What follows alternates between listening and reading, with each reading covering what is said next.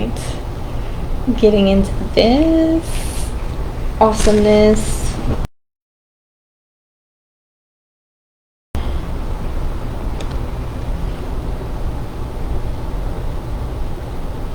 Wonderful. Okay, let's get into our first quote here, or our only quote to start this out. It's from Luke, the book of Luke. And it says, "Take thy bill and sit down quickly and write 50. I had to look at the context for this one. Take thy bill, sit down quickly and write 50. Okay. Luke chapter 16. It's from chapter 16, okay? Chapter 16, verse 6. And right away, we might be thinking of the disciple, I think it was Matthew, who was the tax collector or the accountant, more so tax collector, but he was good with numbers and math. But this is actually from a parable that Jesus was telling about a manager of funds for a wealthy man, a wealthy master. I guess he was a slave master, just a master of goods and farm and stuff like that, farmland. But anyways, he had a manager or an accountant that was misallocating his funds. He was not very honest. He had a great responsibility. Because he was dealing with great wealth, but he did not take things down accordingly. He would short the debts from this thing. So he called out to each one of his master's debtors. He asked first, "How much do you owe my master?" This person said, 900 gallons of olive oil, he replied. The manager told him, "Take your bill, sit down quickly, and make it 450. So it's really 900 gallons, but he's like, make it 450 instead. Being frugal, he's being kind of a cheat, I would say. So basically, Jesus is, as he's telling this parable, he's saying, whoever can be trusted with very little can also be trusted with much. And whoever is dishonest with very little will also be dishonest with much. So he's talking to the people to go ahead and deal with your worldly wealth like you were in the kingdom, right? If you're misrepresenting and misbehaving and not doing things like you should do, how could you be trusted with responsibility or renowned in the kingdom? So he's saying, act here on this earth how you would act in a perfect world, right? In a perfect setting. So we can see and test you how much you are to be trusted or not to be trusted. So again, this who can be trusted with very little can also be trusted with much. The same thing goes aside to whoever is dishonest with very little will be dishonest with very much. So that's where that comes from here. And I guess this can relate because we are talking about responsibility and rulership, right? We have Saul, of course, whom we have spoken about a lot, and he's trusted to an extent, but once he breaks the trust of God, everything goes downhill for him. So that's why, he was king, right? He had a great responsibility. He was a ruler. So that's one little slip up, right? Just a little problem here when it came to destroying the Amalekites, that basically caused his entire downfall. So when you have, it's kind of like that one quote, with great responsibility comes, with great wealth comes great responsibility, that kind of thing. When you have a lot of things to take care of and you have a lot of people to manage and that sort of thing, one little slip up can just be the end of it. So essentially Saul kind of messed that up. We are aware of that, right? David, on the other hand, we can see that he's very honest in his dealings. He's very generous. He does things with a very, very calibrated moral compass. Very, very calibrated. So let's go ahead and read this and learn what is in the last part of 1 Samuel. Part 15 starting out in chapter 28. So as we remember, before I get into it, David was with the Philistines, and he was with Achish.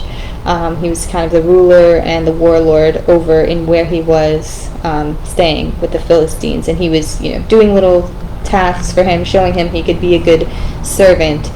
And the Philistines are about to go into battle with Israel, so it's kind of a contradicting moment here for David. But he doesn't say, yes or no. He's willing to fight. He's willing to be loyal to whomever he's serving. That's his mindset. But let's go ahead and see what happens here. It says here, so Achish called David and said to him, "As surely as the Lord lives, you have been reliable, and I would be pleased to have you serve with me in the army. From the day you came to me until today, I have found no fault in you. But the rulers don't approve of you. Now turn back and go in peace. Do nothing to displease the Philistine rulers." So the rulers, or I guess the elders that were consulting with Achish, had decided, he's like, isn't David an Israelite? He's kind of like a double agent, right? What do they call that? I think it's just a double agent, right? They don't want him to, revolt against them in secrecy or something like that, or, have some kind of emotional breakdown and twist everything around. So they were fearful of David's allyship and loyalty. They didn't know him too well. They just knew enough to know that he was an Israelite, and that might cause problems.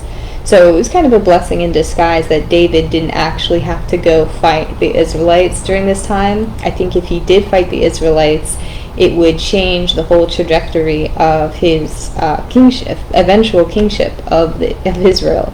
And people in Israel, of course, looked up to him. So it would be kind of a strange look for him to go ahead and fight with the Philistines. So thankfully, he's told to go ahead and turn back. So David and his men got up early in the morning to go back to the land of the Philistines, and the Philistines went up to Jezreel. David and his men reached Ziklag on the third day. Now that Amalekites had let me fix my writing here. So they went back to their little camp out, right, in Ziklag. This is, now the Amalekites had raided the Negev and Ziklag. They had attacked Ziklag and burned it. They had taken captive the women and everyone else in it, both young and old. They killed none of them, but carried them off as they went on their way. David's 2 wives had been captured, Ahinoam of Jezreel, and Abigail, the widow of Nabal of Carmel. So we are familiar with David's 2 wives, Ahinoam and Abigail, and they were captured. So David immediately was in distress. As soon as he saw that their camp had been raided, he went into immediate distress, and especially after seeing everybody gone, including his wives, definitely a scary feeling for him. So he good thing he wasn't fighting, because he had another mission, right, to go ahead and get everybody back. Okay, so then David said to Abiathar, the priest, son of Ahimelech, "Bring me the ephod." Abiathar brought it to him, and David inquired of the Lord, "Shall I pursue this raiding party? Will I overtake them?" "Pursue them," he answered. "You will certainly overtake them and succeed in the rescue." So immediately David consults with the Lord. As jarred and as upset he is, he doesn't just take matters into his own hands. He first and foremost consults with the Lord, which is something very noble about him. Although he has a lot of confidence, right, and a lot of self-assurity, still always goes to the Lord. So that's a very, very good quality, once again. Pursue him, he answered. Okay, so the Lord commands him, yes, go ahead, go retrieve everyone. They found an Egyptian in a field and brought him to David. They gave him water to drink and food to eat. They asked him, "Who do you belong to? Where do you come from?" He said, "I am an Egyptian, the slave of an Amalekite. My master abandoned me when I became ill 3 days ago. We raided the Negev again of the Kerethites." Negev again of the Kerethites. I think I messed up a word there. Oh well. "Some territory belonging to Judah and the Negev of Caleb, and we burned Ziklag." There we go. The light bulb went off. This Egyptian was there to witness this group, and he was obviously a part of the group that raided David's camp. He led David down, and there they were, scattered all over the countryside, eating, drinking, and reveling because of the great amount of plunder they had taken from the land of the Philistines and from Judah. So the Amalekites, it's interesting because they're both fighting the Philistines and the Israelites. So they definitely are just like the enemy of enemies here. Anyways, yes, the Egyptian slave leads David and his group to them directly. Says here, David fought them from dusk until the evening of the next day, and none of them got away except 400 young men who rode off on camels and fled. David recovered everything the Amalekites had taken, including his 2 wives. When David reached Ziklag, he sent some of the plunder to the elders of Judah who were his friends, saying, Here is a gift for you from the plunder of the Lord's enemies. David sent it to those who were in Bethel, Ramoth, Negev, and Jatir. So again, just showing that David is, good sport, right? He fights off these raiders and goes ahead and retrieves the plunder for the rest of Judah, and returns what was theirs and maybe some other things that weren't theirs, but he's very responsible in his dealings. So that goes along with our introduction quote there, very responsible. Alright, so now it says, Now the Philistines fought against Israel. The Israelites fled before them, and many fell dead on Mount Gilboa.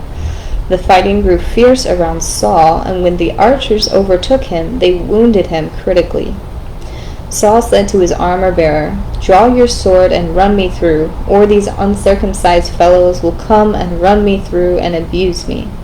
But his armor-bearer was terrified and would not do it. So Saul took his own sword and fell on it. When the armor-bearer saw that Saul was dead, he too fell on his sword and died with him. So Saul and his 3 sons and his armor-bearer and all his men died together that same day. Okay, unfortunate, right? Unfortunate.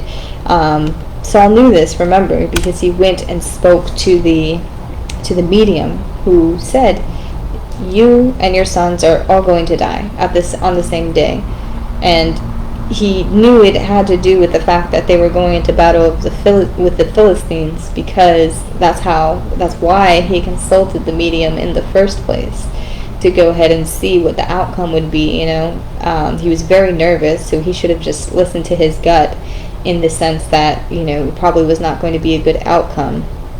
And because Samuel, either speaking through or appearing in an apparition through this medium, told him, You're going to die, he was terrified. As soon as he got injured, he didn't even try to fight it out. He didn't want to see what the outcome would be if he didn't kill himself. So essentially he killed himself. He was injured, and he wanted to die in dignity before the Philistines had gotten a hold of him. It is a shame too that his armor-bearer went ahead and followed his example and did the same. So very sad. There was moments in this, the people of Israel mourned his death, right, for 7 days. So it was a sad event, right? And they were displeased. Excuse me, I feel like I just said they were displeased with the outcome of Saul, and of course his children, and a lot of the deaths that happened during this war. So very unfortunate. And you guys, that is really the end of this book, but it does go into part 2 after this. 2 Samuel goes into 2 Samuel, which I have yet to transcribe. We're going to see how long that will take to get through. I think it might be a little bit shorter than what we just went through, but only time will tell. We'll know when we're done with it. But that's it, you guys. I'm sorry it was kind of a sad ending. Yes, when the people of Jabesh heard what the Philistines had done to Saul, and all their valiant men marched through the night, they took down the bodies of Saul and his sons And they buried them. Oh, excuse me. They burned the bodies. They burned the bodies when they took their bones and buried them under a tamarisk tree at Jabesh, and they fasted 7 days. So they fasted 7 days due to Saul's death. Yes, unfortunate. Very unfortunate. But again, we're learning about the constructs of power. This is the very beginning. Israel's first king. This is how it went. This is how it went, you guys. God bless you. Thank you for listening. I hope you have a good rest of your Sunday, and I will talk to you very soon. Bye-bye.